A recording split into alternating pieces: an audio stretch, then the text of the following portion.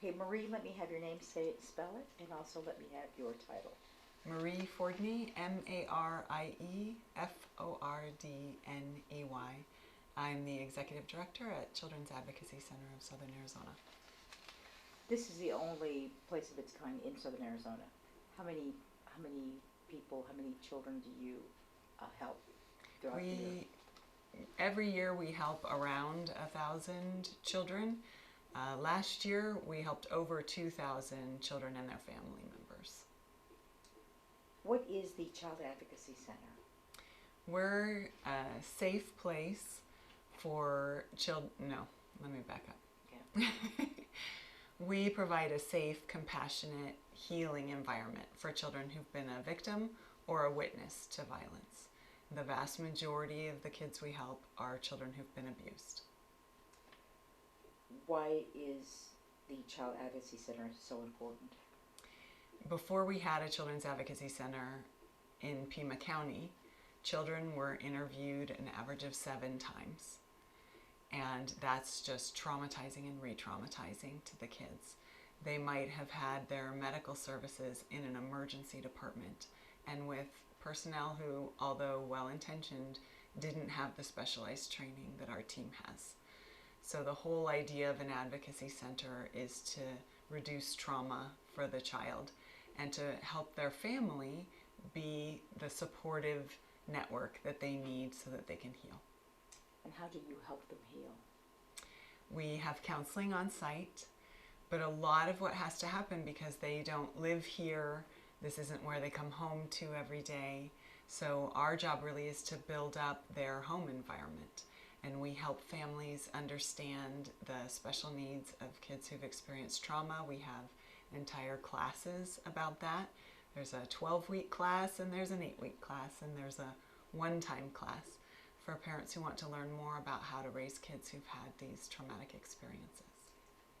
And studies show that if you don't help these children when they're children, then this behavior will manifest itself when they become adults. The studies all show that when a child has experienced some kind of abuse, they're more likely to have mental health issues, they're more likely to be involved in criminal behavior, they're more likely to develop a substance use disorder. There are a lot of negative consequences. And the magic thing about the Children's Advocacy Center is that we can intervene right at the beginning of that trauma, and we can help end the abuse and help that healing begin so that those negative things don't happen to them. So they're not likely to have mental health disorders. And what would happen if you weren't around? I hate to think about what would happen if we weren't around, because there are kids that are suffering, and what we see is the worst of the worst. There are, thousands of child abuse investigations in Pima County every year. We only see a fraction of those because we see the worst of the worst. And so if we weren't here, those kids wouldn't get this kind of help. And I hate to think the abuse would continue. I hate to think what would happen. This program that these girls were involved in a nutshell, what does it do? How do they get involved in that? The Voices Council is my favorite program. It is a group of high school aged survivors of child abuse. And they tell us everything that we can do to improve what we're doing. Our goal is to measure our success through the eyes of the people we serve. So we bring the kids back when they're ready so that they can tell us what we need to do differently to make this a better experience for them. And again, this really helps.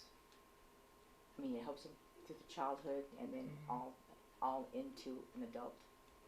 The goal is to help the children in the moment where they need it the most so that they can go on to become healthy adults.